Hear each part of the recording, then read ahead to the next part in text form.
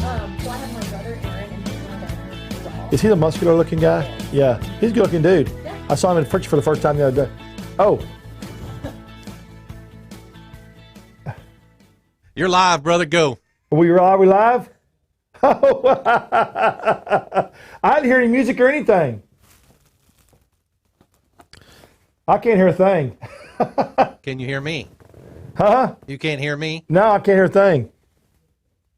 Okay.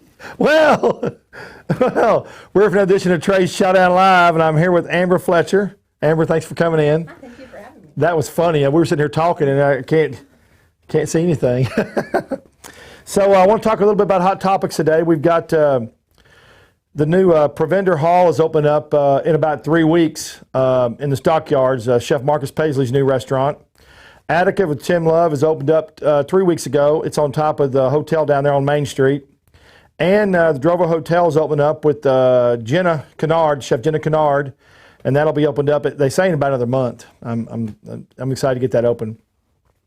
We have our best brunch article coming out on March 21st, next month. All the best brunches in North Texas. I'm excited about that. Too bad we can't make a brunch deal with corn dogs.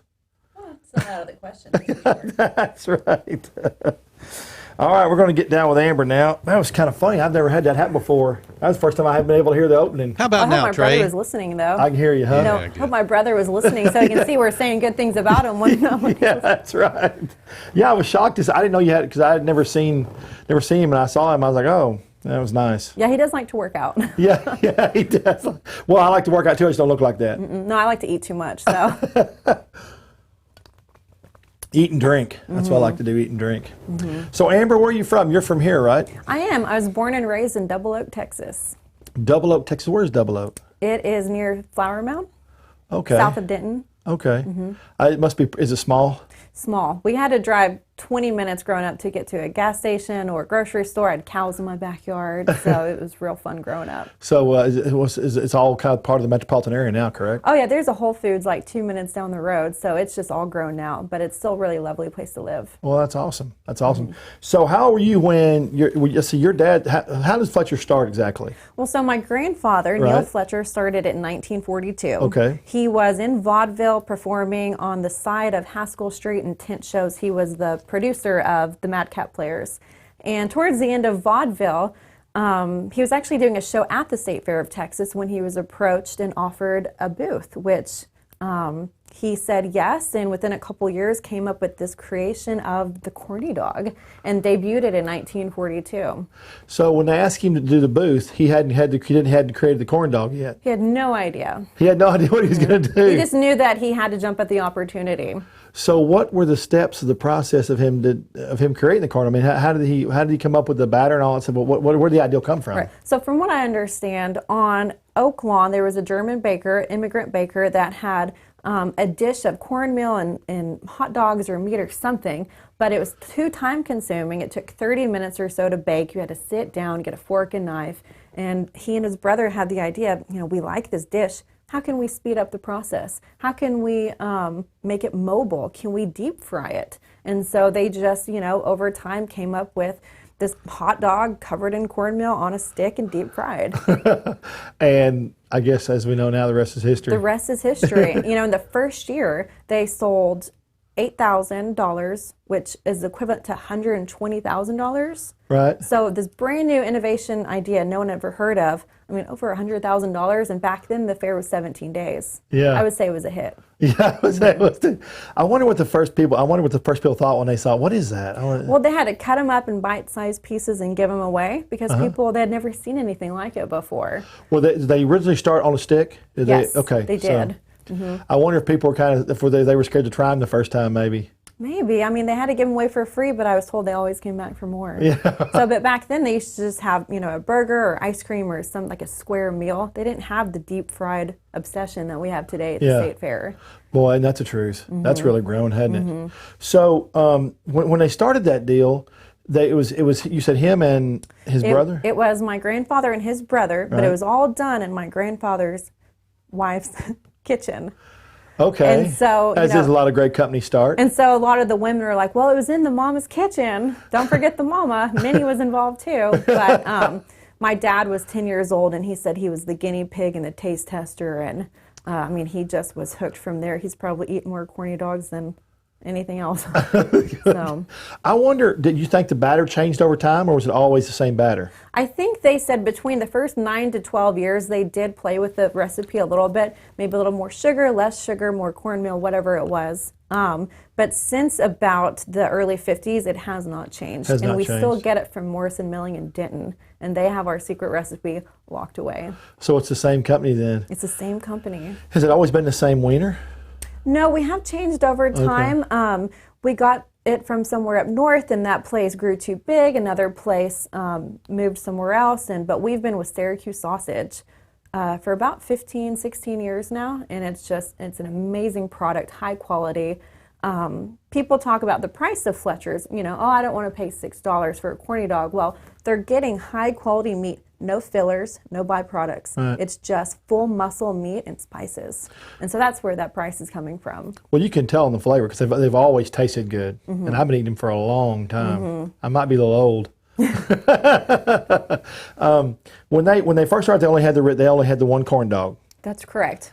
and they've gone from how many flavors? How many different varieties do y'all have now? We have 5. Right. I believe we introduced the jalapeno and cheese in 2004. And then from there, we introduced the turkey for someone that doesn't want, beef or pork. And then we came up with the veggie dog in 2015. We were getting requests for several years. And I got my degree in health education, and I just felt like with that need and that allergy or whatever, there was a place for it. And so we have the veggie dog, and now we have a cheesy pup, which growing up as kids, they would deep fry cheese for all of the kids. And so that was a childhood memory. And my brother was like, can we bring back the cheesy dog? And so now we have that. Oh, that's awesome. So I don't think I've had the cheesy dog yet. What is it? How's that work? It's just, soft American cheese that is put on a stick and put in our batter and deep fried. Oh, wow. So there's It's just all cheese. all cheese. Oh my gosh, I bet that's good. It's like a fried grilled cheese. I bet that's So good. good. And you said, so where'd you go to college? Where'd you get? I went to Texas Women's. Okay. Very proud. I thought you might have gone to the Corny Dog School of Hard Knocks, working in Corny St. Dog Fairs. University. So, we actually used to give out Corny Dog University graduate certificates whenever we had we had over 50 locations and franchises in the 80s and 90s. Yeah. And when you would graduate from being trained, you would get a certificate, and we're wanting to bring that back. So. Oh, that's neat. Yeah, y'all had franchises, so you don't have all. It's all now. It's just Fletcher. You don't have franchises anymore, correct? Correct. Right now, we've been doing the State Fair of Texas mainly the last 30 years, and then the last few years we've been doing more and more events. My father passed away in 2017, leaving the company to my brother and I. And so, we took 2018 and kind of spent some time grieving, and then just kind of seeing what the future of Fletcher's would look like. Sure. And then in 2018, we just started planning and having visions and meetings. And 2019, we just exploded on the market. We've been all over DFW. We're about to go to Houston and Waco and Denton and Dallas, and really just trying to take corny dogs to people now, which is great. And you have something new too that you've just gotten. Yeah, we got 2 food trailers last year, and so that's what we're taking on the road. We're doing catering and pop-ups and other events and festivals just all over DFW. So will the trailers have all the flavor profiles, all the flavors you offer? They do. Okay. Typically when we go to an event, we say, here's what we offer. What would you like us to have? What do you think people want? Because we also do funnel cakes. I've been making funnel cakes since I was 10 years old. And so we offer funnel cakes now, just not at the state fair. We don't want to compete with anyone there that has funnel cakes. So. Wow, that's right, because it's so popular there, right? Yeah, we've got Fernie's funnel cakes at the state fair, and we love Fernie's, and so they do funnel cakes, we do corny dogs, and we're going to stick with that. Just stick with what you specialize in. Exactly. I didn't even know y'all did funnel cakes. Yeah. Now, you do French fries? We do curly fries. Okay, because I've only had the corny dogs there. Yeah. So when you develop a new corn dog, how long does it take for you? If you get an idea when you develop a corn, how long does it take you? What's the development process of a corn dog? Really, it's fun. It's in my mother's kitchen, and we just have an idea, and we'll go buy products and try different things. And I actually made one of those flaming hot Cheeto corny dogs last summer, and it was terrible. Like, it lost all the flavor in the making, and so it's like, well, maybe we need to add this or that and whatever, but it's such a craze, and I don't think it'll be something sustainable, so we Yeah. kind of gave up. But we've got 3 ideas that we're hoping to introduce in the next, 6 to 12 months. So be on the lookout. So R&D is in your mom's kitchen. That's awesome. What process did you go through to try the chili dog, the Cheeto chili dog? Was it on the outside or inside? How was it? So I did both. So I took the flaming hot Cheetos, I crumbled them up and I dipped the corny dog in the batter and then I rolled it and fried it. The other one I put the Cheetos directly in the batter and mixed it up, and I tried both different ways, and it was a beautiful presentation, had a great crunch, but it lost all the spiciness. And I'm sure we could add it in, but at the state fair, we're pumping them out so fast. Right. We just don't have Time. People wait in line as it is. Could you imagine, hold on, I need to add some drops of spice to this. So Yeah, it wouldn't work out very well. Yeah. Because if you multiply 1 times 50 in an hour, whatever it would be, it slows the process down. because depending on the day, at the State Fair of Texas, we sell between 20 to 60,000 a day. Wait a minute, I had no idea you sell that many. 20 to 60,000 a day? That is crazy. Yeah, on a slow day, it's about 20,000. Texas OU, we get up to 60 to 80,000. And so we standing in line at the state fair is part of the tradition. Right. But we hate that people have to stand in line, and whenever someone complains, it truly breaks our heart. We don't want people to have to wait. And so we try to think of new products where it's not going to cause them to have to wait longer. We've thought of doing other variations of corny dogs, but the process is so time consuming. We just don't want them to have to wait. So how many people, because I have not actually, every time I go to state fair, I will go really early or when people aren't there. So I haven't seen a line. How many people work when it's that busy and you're running how many people work the windows there? How many windows do you have? Well, it depends. We have 7 locations and we employ about 200 folks. And so depending on which stand it is, some stands only require about 5 to 6 people. Our busiest one by Big Tex requires about 40 to 50. This is temporary work, and so oftentimes, the employees are new. They've never done it before, and they get good about the end of the fair, but then they're also burnt out. And so, because in the beginning they're learning, Right. and then once they get the hang of it, it's like, well, we're tired and it's over, so we're going to go home. Yeah, I guess there's no way to train them before the fair because it's temporary work. So Right. I can understand what you mean. They would get good towards the end of the fair. Right. So was the first week kind of harem scarum or? Sometimes. Sometimes. We do have a lot of return employees. And that's another thing is, sometimes people do get a corny dog that isn't cooked the way that they remember and they want.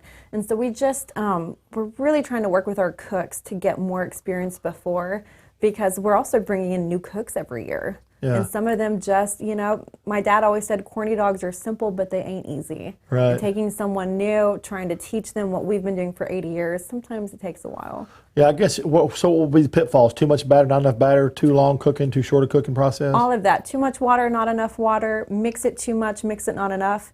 Sometimes folks will get corny dogs and they're a little grainy. That's because it hasn't been mixed, enough, maybe Sure. not enough water.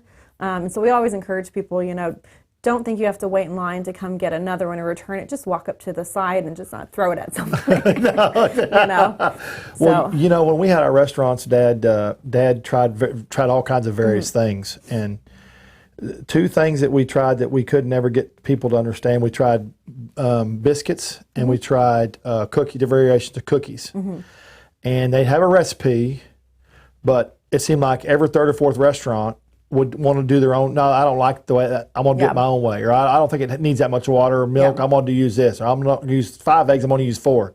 And so it got to be such a process that it would be so inconsistent that we just wound up scrapping the whole program and just using stuff that we knew that was easier for them to mix. They couldn't vary from. Right. So human error is kind of, sometimes people think they know better and Right.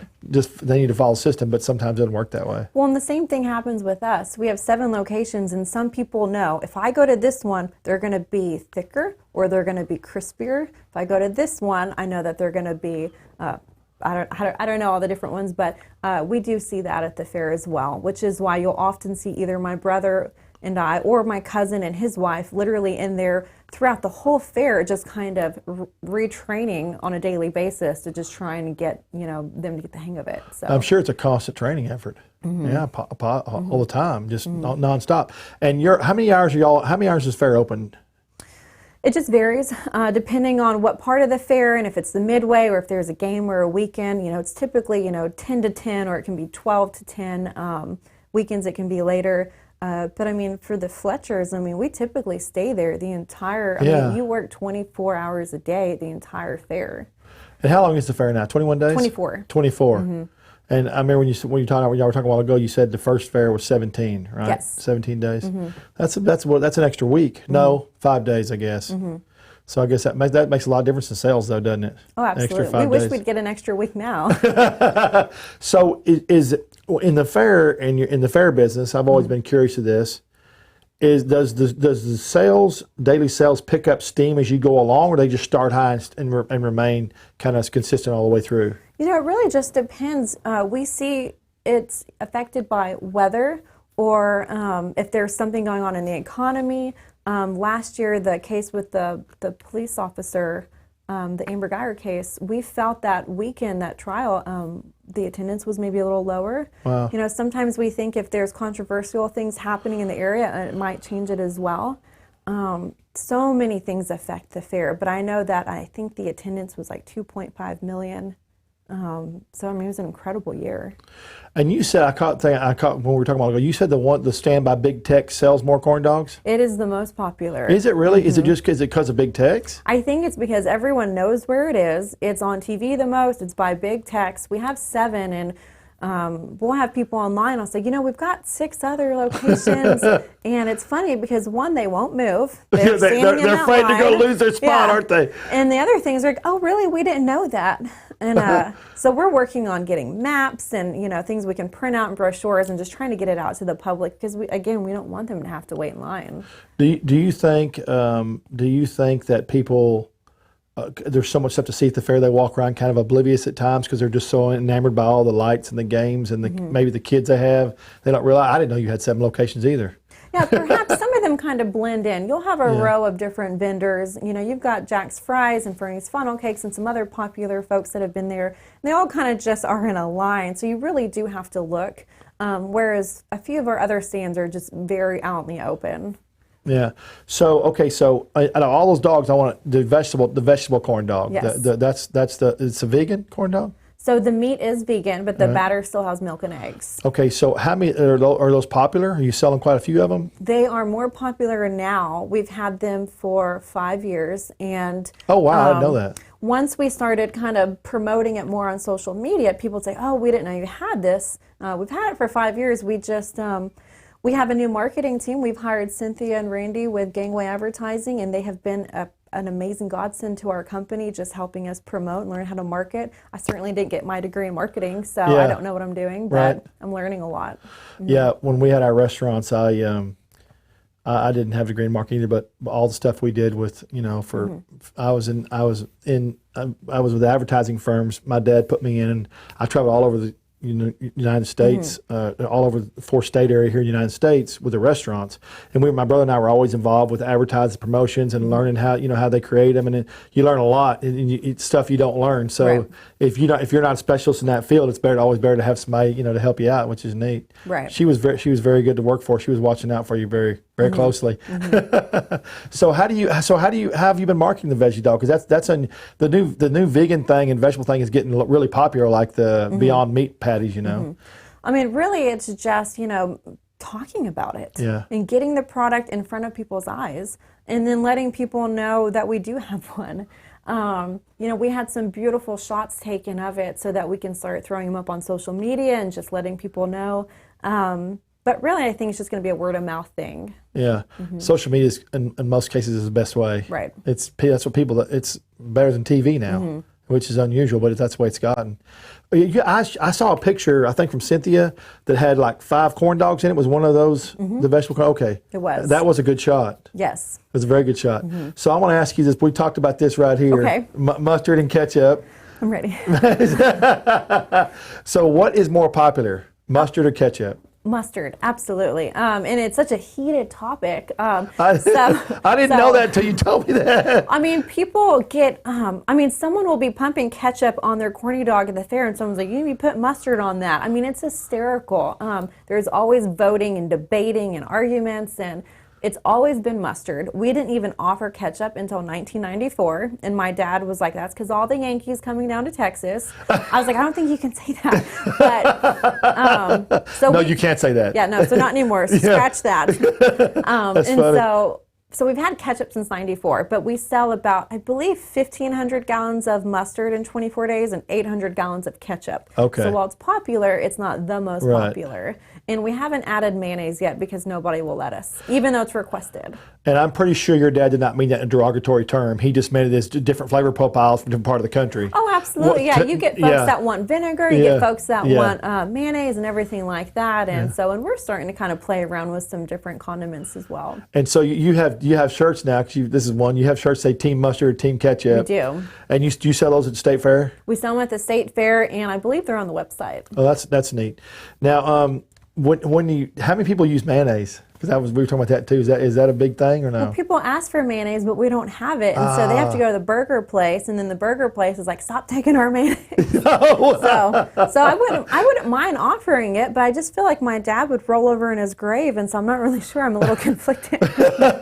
Not to bring up a bad subject, but I found sriracha mayonnaise. Have you tried that? Oh boy, I don't think I put it on a corn dog, but I put it on some sandwich stuff, and it's really really good. But I'm a big mustard guy, but that's just I just had no idea that was a big thing. It's got to be mustard. I mean, a corny dog isn't a corny dog without mustard because it's got that flavor with the vinegar. And it's a little sweet, and then it mixes with the meat and the cornbread, and it's how you complete a corny dog. Yeah, John Teaser, Chef Teaser, Chef John sells hot dogs and chili dogs at his restaurant, his Knife Burger, and I had put some stuff on one of my social media sites about some corn dogs, and one of the corn dogs had ketchup. And he commented, "Man, a hot dog or a corn dog does not have ketchup. It has mustard." He put one of those things where the guy smacked himself in the face, So I guess it really depends, yeah. So it must be a... Well, we'll post photos of a corny dog with ketchup on it, and people go all crazy. That needs to be corny dog or mustard, and like, who puts ketchup on a corny dog? And I'm like, look, we have to include the ketchup lovers as well. Right. Occasionally, we want them to be happy. Right. So. Everybody gets a chance. Right. And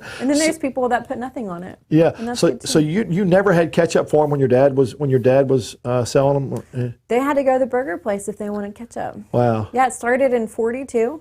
And from 42 to 93, it was mustard only. So, Did anybody? You know if anybody ever asked you for ketchup? Did they ever I make the- believe they did. Yeah. And that's why we eventually offered it. Yeah.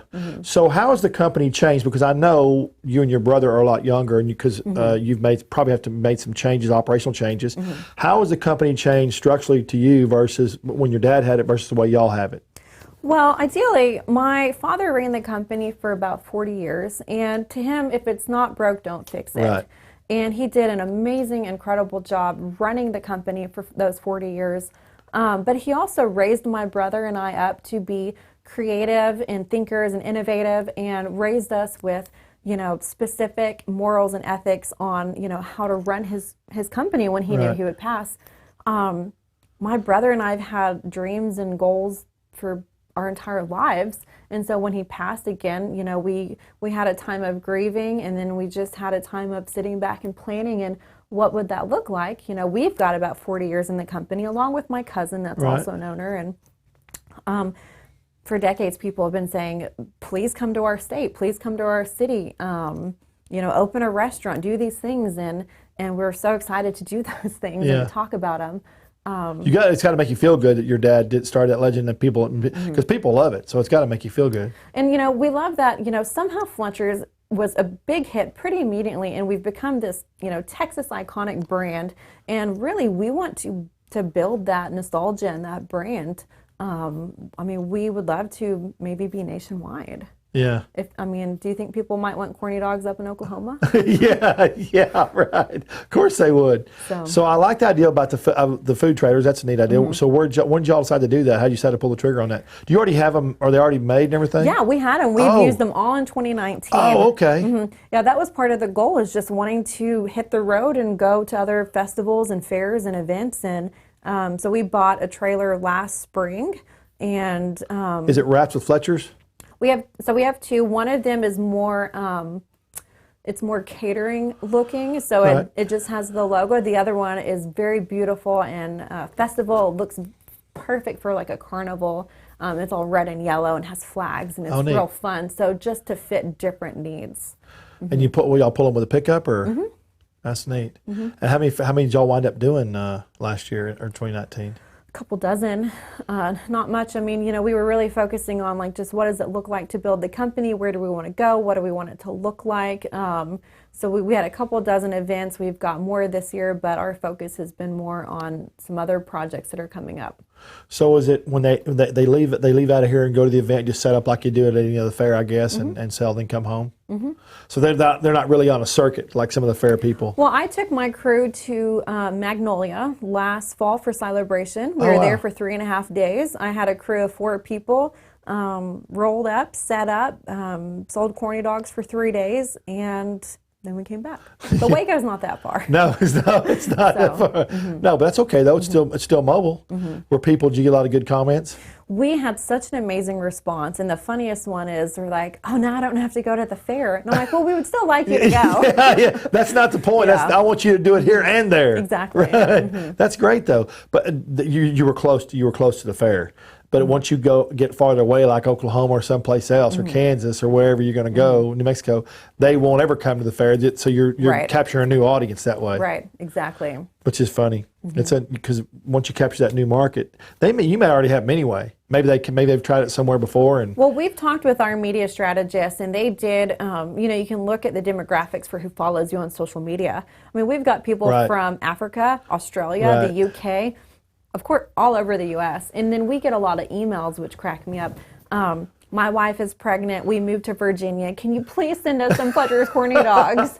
And somebody wanted Fletcher's Corny dogs for the Cowboys Giants game last year. And we just haven't figured out a way to ship them and keep it fresh because we don't ever want it to not taste good. Right. Because then what's the point? It ruins the brand. If we can figure out how to ship them and make them taste good, I mean, that could be a whole new market for us as well. there's a company, I think, Gold Belly. in Targets that says State Fair Corn Dog or something. Oh. Have you seen that? I do. Mm-hmm. What, yeah. what is it? I know it's not y'all. So State Fair Corn Dogs is owned by Tyson Foods, Okay. and it is just their version of a corn dog. Okay. So there's no affiliation or anything, but it is a way for people to go. With Fletcher's, we want to be an experience. Right. You need to have, the music and the drinks and the atmosphere and the rides, and you need to have a party and a good time. Right. And I don't know how that is, just taking something out of the freezer, putting it in the oven. Maybe. Yeah. It's not the corn dog experience that you're looking Yeah, for. it's just not the same. Well, plus, no matter what you do, unless you fry, it's not going to have that same texture, the same crunch, the same Right. same taste, no matter what you Right. do. There's no way you could. To me, I don't think you may find eventually, but I don't think you could put a corn dog in a box and freeze it and send home somebody have it bake it in the oven and have it taste the same. Well, I mean, I've never had a frozen corn dog before, Yeah. so I don't even know what it would taste like. So I don't know. Well, it wouldn't taste like a Fletcher's. That's the thing. So it'd be different for you. And, they have corn dog bites, and they have all those things. It's crazy. So as far as I don't know how. Let's see. This is the family. You split up. Is that what happened? Well, some folks say it's a split, but the granddaughter is family. Right. But I don't say it's a split because they were never a part of it. Okay. When people talk about the Fletcher family, they're Right. typically referring to the owners, which was my father, my uncle, my brother, my cousin, and I. Right. She was never a part of that. She was never involved at the state fair. She was never involved in the family business. She was never interested until she started that company, I guess. So we don't call it a split. It is unfortunate. We wish her all the best and success. But we're just, we just wanted the confusion to stop. As we're building our brand, we don't want the confusion that we've been seeing to happen. Okay. So it's been difficult. It's been difficult, yeah. But you just can't. You sure don't want to take away from the Fletcher's original corn dog brand. That's for sure. Absolutely. I mean, my brother and I have a lot of vision and goals for the company. And when you're trying to go out and build something and make it bigger, it's hard when people are confused who you are. Yeah. Some guy was like, hey, my friend said he cuts your hair. And I'm like, what? No, you don't. So there's just so much confusion happening just in all aspects of it. Yeah. But I guess it'll work itself out. Time cures time cures some Yeah. things as long as they're We done. hope so, and we want to support them. We've never said their food's not good or don't go try it, don't do it. We just want, if you want an original Fletcher's Corny Dogs, you've got to go to Fletcher's Corny Dogs, not to someone that truly just had nothing to do with the business. Yeah. So See, I didn't realize that until we talked. So now, it's yeah. And Cynthia, as a matter of fact, I saw it at Mayfest or something like 2 years. Was it 2 years ago or last year maybe? And it wasn't Fletcher's. It Right. was something. The other one. And so it didn't dawn on me until Cynthia, your advertising public relations and advertising, said, we want you to say Fletcher's original corn dogs, not just Right. Fletcher's. And so at that time, I was like, I was looking at the email going, and then this is all, it just takes seconds, but trying to relate and how it worked in my mind. right. And I said, oh, I know why she's saying that. I understand. I got why she's saying that. And so I understand that. It's because you are the original corn dog. Yes. So what's going to be what are you working on some new, you said to stay tuned, are you working on some new flavors now? So we've got some new products in mind that we're thinking of. Not sure which one we're going to go with. I can't give away any hints. Yeah. And then we've also got more things coming up with the business, with some more events, more things that we're doing, more cities that we're going to be at, and maybe even something that might be a little bit more permanent. Oh, that'd be great, wouldn't it? So I see. Have you ever watched that show on TV? On the state fair. It's like a state fair where people create dishes for the state fair and they get awards. Have you seen that show? And because the guy from the big guy that wins a lot of stuff at the state fair always has dishes entered in it. But it's not the state fair; it's on TV. It's on TV? Yeah. Are you talking about Abel Gonzalez? Yeah. The one that's fried butter? Yeah. Yeah. Yeah. He's always. I think he's a judge on there too. I'm not sure. I don't think I've seen it, but Yeah. I know him well, and he's Yeah. actually opened up his own restaurant. It's called, oh goodness, now that I'm thinking of it, it's like Casina Italiano or something. Oh, wow. I haven't been there yet, but I've been dying to go. But he's got fried butter, fried pizza, fried Yeah. cookie dough, fried peanut butter and jelly. I mean, everything. Yeah, does he come up with all that? Fried peanut butter and jelly. I hadn't seen It that. How does is that so work? good. I'm obsessed Is with it really? it. How does it? Is it a ball? No, it's an actual fried peanut butter and jelly, and I believe banana sandwich that he just deep fries and puts powdered sugar on, and I mean, it is just so good. Deep fries of peanut butter and jelly. How can that be? How can that be bad? I mean, it's got to be no. delicious. It is. It's amazing. Anything deep fried. Right. That butter, and I always wondered, and I watched the show and I watched them do it, but I always thought the butter would melt, but I guess it's in a pocket and it just real quick, and that's what keeps the butter from. I'm not sure. If I just guess, I would assume maybe it's frozen or something, Yeah. and then deep fried. I've had it, and it just totally like ooey gooey, in your mouth, and I think there's different flavors like cinnamon, and you need to have him on the show. I will get him on the show. Yeah. That'd be neat. That'd be neat. So, what are your plans for the state fair this year? It's going to be pretty much the same thing, just the booths and everything. Or is there anything new at the state fair this year? It's a little early. This will be our 78th year. I'm not sure if we'll introduce a new product this year, if we're going to wait till next year. Really, we're just going to go out and just work on what we do. So, what is your favorite thing about Fletcher's? Growing up with Fletcher, what has been your favorite? Like, if somebody stopped you and said, "What is your favorite thing about what you do?" What would that be? Just being at the state fair, you've got this combination of sights, sounds, smells, childhood memories. So many beautiful childhood memories with my family. And it was just this experience larger than life. I mean, you feel like you're in a movie or just something larger than myself. Yeah. And it just was a beautiful feeling. And so when I go back to the fair and I'm working, I just get to reconnect with that feeling.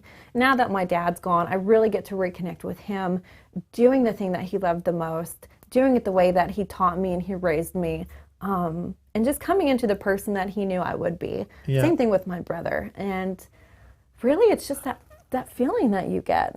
It's not anything specific. Yeah. So I was just fixing to ask you about your brother. So, and your brother, what was your brother's name again? Aaron. Aaron. And what is Aaron? Do y'all share responsibilities, or are you specifically doing one thing? He's specifically doing one thing. So I love doing the social media marketing. I'm very chatty. I love to network. Right. My brother is more sits back and makes. He's very business minded. He's really good at making decisions that I just can't do because I'm too chatty. So, but he and my mother do a lot of the office work and manager work. He's helping with decision making and help leading us into what the future looks like. We all have so many roles that kind of overlap, but also have our specialties. And so, he's great with quality control. He can just look at a corny dog and know exactly like what it needs to be or what needs to be different. And he just works so great with everybody. Yeah, that's fun. So what do you know what his favorite thing is about the business? I guess probably just being in the business, maybe. I don't know. I think it's just doing what our dad Yeah. raised us to do and following in our father's footsteps, because this is just who we are. I mean, we're Yeah. just a corny family. Corny family. What is one thing that your dad always told y'all? Like, what was there one thing he constantly told you over and over again? Was there something he would beat into your head, or anything? Any one phrase he would tell you? Well, when it comes to the business, he would always say, "Don't overbeat the batter, because if you overbeat the batter, you're just going to get a fluffy, tasteless dog." And that does happen. Sometimes folks say, "Oh, it doesn't taste the same." Well, somebody overbeat the batter. To find out who it is. So Overbeat or batter. But, he really just instilled in us that he loved us and that he knew we were going to do great things, and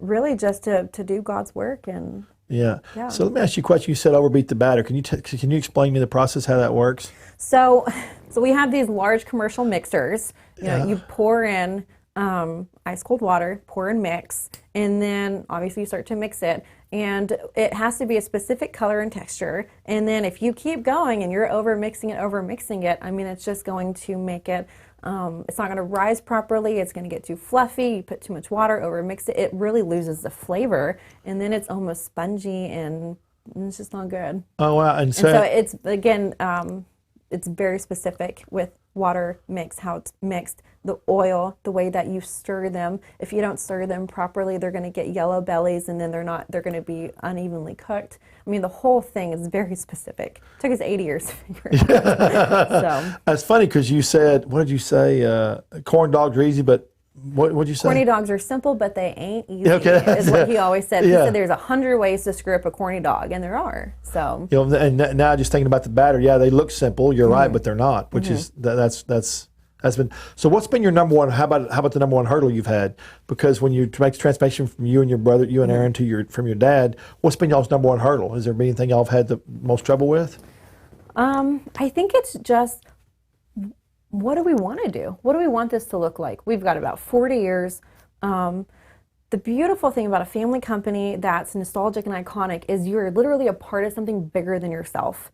So how do we separate the things that are maybe a little selfish, that aren't good for the brand, to things that are where the brand needs to go? And so it's really deciding, where does Fletcher's need to go? What does that look like? Maybe we don't need to be here because that's not truly us, even though we want it. Right. So it's really just trying to make it family and personal, but also build it Right. in a way that is going to go on for another 80 years. That's a good analogy. And what's been your biggest hurdle since you've started? What's been your biggest thing to overcome as a business? Have you made changes or something? Has there been one thing that's been hard for you to change, or has it been pretty easy just to make the changes and add to? I think for me the hardest thing is that I was very shy, and You were shy. Come on now. very shy child. And when my father passed, I just was like, I have, not just me, but my family, we have this 80-year legacy and responsibility on our shoulders. What if we mess it up? What if Yeah. we make him not proud? What if we do something to hurt it or to end it? Yeah. I mean, it would be devastating. Yeah. And so I think it was just, how do we take the essence of what it is and who my father was and his father, but then also mix in like who we are and what we see for it. So the hurdle for me, I think, was just having confidence in myself Right. that I could do it. And in a year, I feel like we've done so much. Yeah. It's really humbling, and I feel so blessed. Yeah. Well, you run any business, isn't easy, especially one that has all that steam behind it, and everybody loves it so much. I mean, even though I've grown up in it my entire life, what if somebody just walked up and said, "Here's Whataburger"? I'd be like, "Oh my God, Yeah. I don't know anything about this." Yeah. I mean, there's a difference in working in a business and working on a business. And I had to learn how to work on the business and what that looks like. So it's taken me some time. Did you see anything? When you were growing up, when you were working there, that you would say, "Well, I think if I was doing this, I would do it differently." Did that ever cross your mind when you were growing up or working? I don't think so. I think I was very inspired, though, by my dad and how he interacted with people. He was such a character, larger than life. He was hysterical. Everyone loved him. Everyone would say he's the most generous man they've ever met. I loved how he would come alive. And me being so shy, I admired him so much, and how he could just, go out. But also, our family's showbiz. Yeah. And so we've got that vaudeville show performer, and so I was very inspired by that. But no, I mean, they did a marvelous job. I mean, they made it 76 years before Aaron and I kind of took over. And what did he do before he ran the Corny Dog? Was vaudeville? It was a show deal. What was that we talked about earlier? We said have time to talk because I got caught off by trying to. I've got plenty of stories. So. Tell me what that is, because I'm curious. So my grandfather, born in 1904, I have the whole script, and so his father passed when he was 4 years old, and so by age 5, it said he was singing in bars and saloons and brothels, playing the ukulele to make money because he was the youngest of 8 brothers and sisters. Wow. And so he had to start making a living for his family very early. And then that was 1905. And so then in the 20s, he and his brother moved from Missouri during the Depression. And I wondered, what did they drive to get here? Was it a train? Was it a horse and buggy? Did they have cars in the 20s? Probably cars, no. Okay. Yeah, they had cars there. It was probably a horse and buggy. Well, they came here in the 20s, and that's when they had the Madcap Players, and they were the producers of that, just doing shows every night. And I was told that my grandfather would play like the handsome gentleman, or he would play the drunk, which is just hysterical. That's funny. And that's what they did until the end of vaudeville in the 30s, and then it was the state fair from then on. So the state fair was already going on then? Mm-hmm. Okay, so it's been going for a long time. Yeah, that's right. Now that I think about it, so I just was confused with the years. Vaudeville, that was a show. So vaudeville, I believe, is just the term for that type of performance acting at that time. Okay. It's a lot of tent shows and performances, theater. Yeah. So it's just the term, I believe, for theater at that time, but it was a specific type. I don't know if it was corny or I'm not sure. So how did he come up with the name Corn Dog? So we just guessed it's a mixture of corn and carny. Yeah. That's what somebody said. But he tried a lot of names before we got Fletcher's Corny Dogs. We had Brown Bomber. Brown Bomber. Yeah. That one didn't No, that would not be good. We had Fletcher's Canine and had a dog on it. And it's so funny. Somebody was like, is there a dog in that? And I'm like, I don't think so. I don't think they used dogs in the 30s. And then we had Meal on a Stick. That one didn't. Meat on a stick? Meal. Meal on a stick. Or hot dog on a stick. We had like 5 names before we stuck with Fletcher's original Corny Dogs. That's neat. It'd be neat to know how that process be. I know you can't go back, but it'd be neat. They didn't really have videos or anything back then, but it'd been neat to watch that process go down. Well, we have some video that we found from the 70s, and we've got some photos from the 50s, but really not much. Yeah. So. Not like there is now. Right. People video and photograph everything. Everything. So as a company for Fletcher's at the state fair, that makes you question, why have y'all not done any other state fairs around the United States? Is you're just stuck in Texas trying to make everything work and grow the business? Well, again, when my father for 40 years was in the company, he just wanted to be at the state fair. He had young children. We vacationed a lot and traveled. Okay. He just wanted to raise his family and play golf. That's all he wanted to do. Okay. So he did the state fair so he could work for the 2 months or whatever it is, how long it takes to prepare for it, and then be off the rest of the time with the family. Right. I mean, we did some other things and had some other companies throughout that time, but really he just wanted to spend time with his family. Same thing with his dad. We have an interview of my grandfather saying, I just want to play golf. That's all they wanted to do. So, and my father, he didn't take over the company until I believe his 50s. So my dad was a commercial pilot. He was a crop duster, a farmer. He was in the military. He was a singer. He had a whole slew of careers before this. And so once he came into Fletcher's as an owner or as a owner-operator after my granddad passed, he just wanted to spend time with his family. And works the fair. That's neat. Because I hear a lot of the shows now when they talk about state fair, the people that work state fair, this one guy said, I only work a state fair, I only work 8 months a year, and the rest of the time, 8 weeks a year, and the rest of the time I take off. Right. I'm like, how do you do? Because here's the deal: when you have a business like that, if you don't plan really well, it's hard to keep from spending all the money and not have any money coming in. Does that make sense? No, I agree. You know, people tell stories about if you, when people win the lottery, within 6 months they're broke. Yeah. Well, I've been getting paid once a year my entire life, and You get paid once a year. Well, I used to. Yeah. And so, and I had other jobs in my 20s and teenagers and stuff, but Taught you how to budget. yeah, you have to budget that. Absolutely. Yeah, because if you screw up or you have something big happen, there's no working extra hard or going and selling something or doing something Selling else. your house, maybe. Yeah, yeah. But you know what I mean. It's a huge budgeting process. Right. It's something you have to really work at. And so I started thinking when I heard that this is like I heard it the first time a couple of years ago. And now I kind of look at those shows, look at the people that work in the state fairs, and look at everything they go through.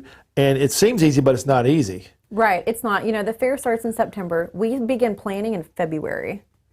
So from February to July, there's a lot of planning. From July to September, there's a lot of man work and setting up and getting everything in.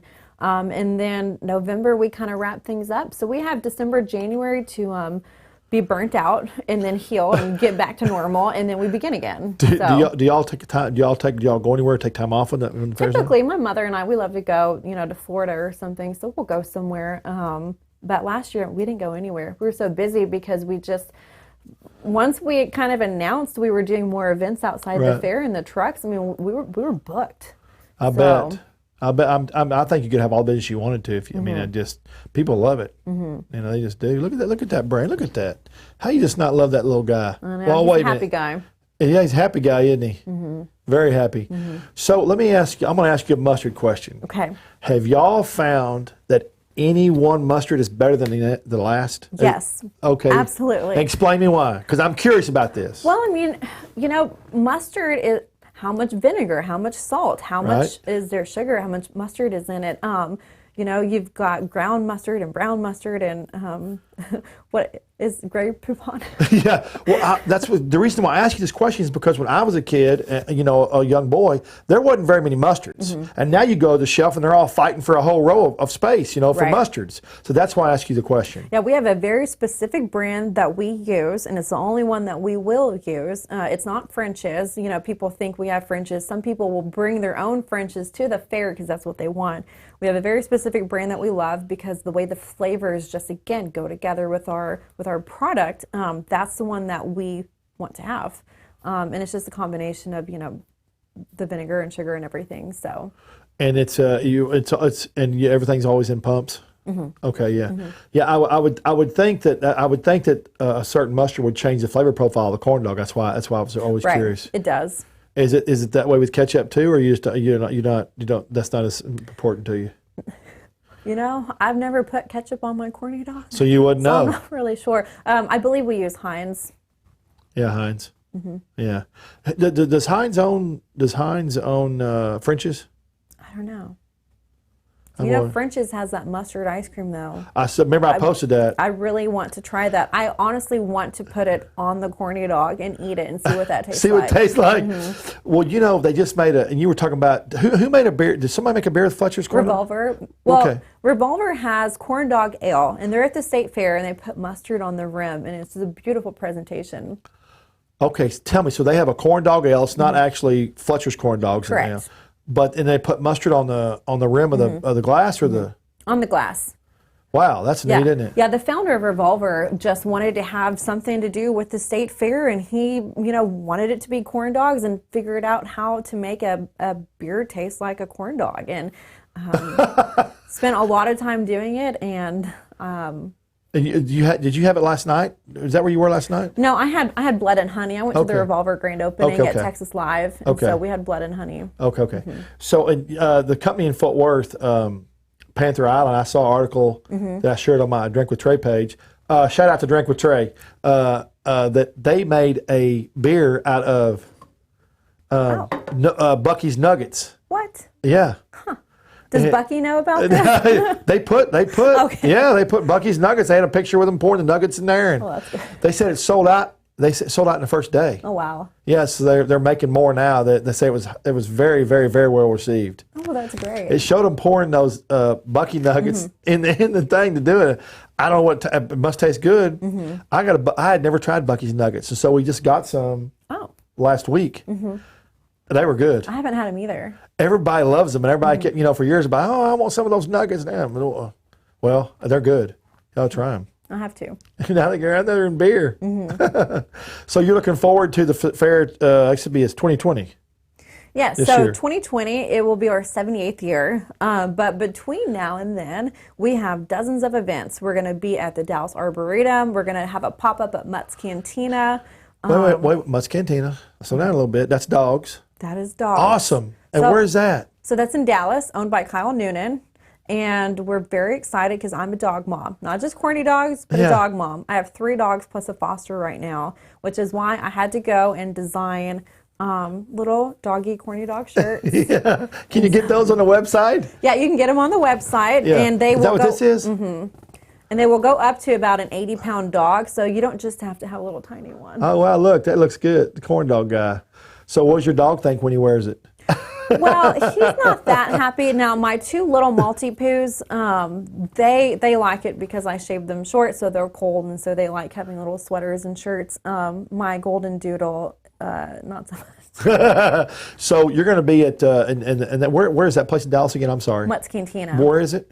It's in Dallas, March 19th. March we'll be 19th. popping up there. Oh, that's just next month. Yeah, it's 2 days before National Corn Dog Day. Oh, So wow. it's corn dogs, and National Corn Dog Day. That's pretty good. Okay, so you got that, then what's next? Well, so Leap Day, because calories don't count on Leap Day, we're popping up in Denton at East Side, February 29th. And I believe from 1 to 10, we're going to be at East Side Bar. And come have a beer, have a corny dog.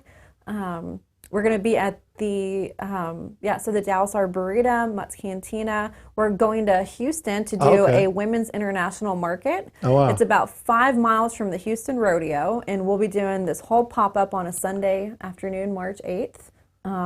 We're going back to Magnolia for the Spring at the Silos. Okay. And that is March 12th through the 14th. Boy, you are going to be busy. So March is a busy month, yeah. And then we've got some other things coming up. There's just so much my brain can't handle. Yeah, that's okay. So what is it Fletcher's.com? What is it? Fletcher's It's original? Fletcher'sCornyDogs.com. Fletcher'sCornyDogs.com. And that's got all your show schedules? It's got all of our upcoming events. It's Okay. got merchandise. It's got services because, we also deliver. Oh, okay. So we do catering and delivery if you can meet the minimum. Yeah, I'm in the minimum. So, and then, you can get coffee cups, you can get shirts, find out where we're going to be next, read family history. We've got some beautiful photos on there. And that's Fletcher'sCornyDogs.com. It is. Okay, we've got 2 minutes left. I want to tell everybody about the ring real quick.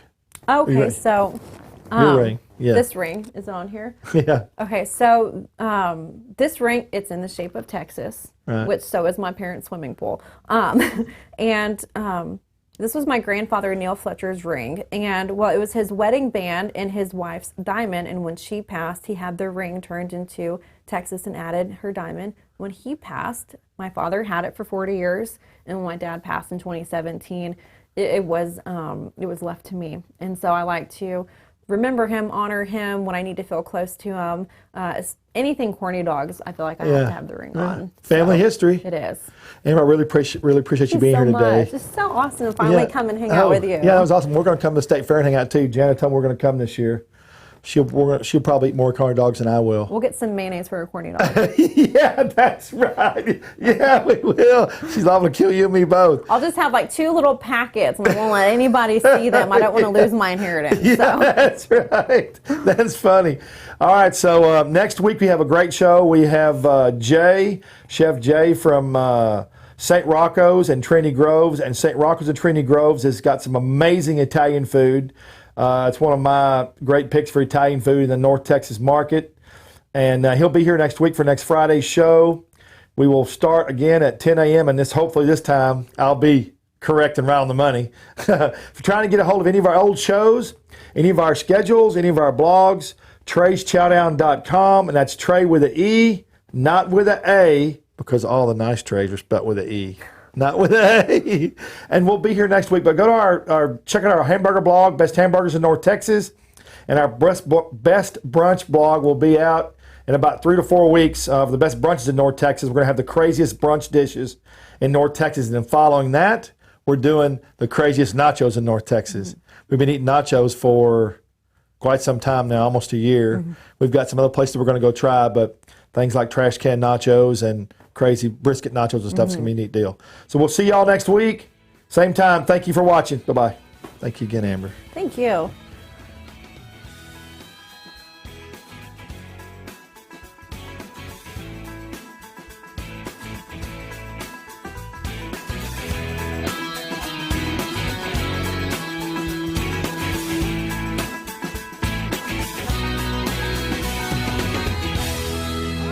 I'm Trey Chapman, publisher of Trey'sChowdown.com. I'm passionate about finding the best food, drinks, and chefs and sharing it all with you. I should know I have over 5 decades of food experience. Find me on any podcast platform, Facebook Live, or just Google me. Now you can watch and listen to all my great finds every week on my live TV and radio podcast at Trey's Chowdown Live.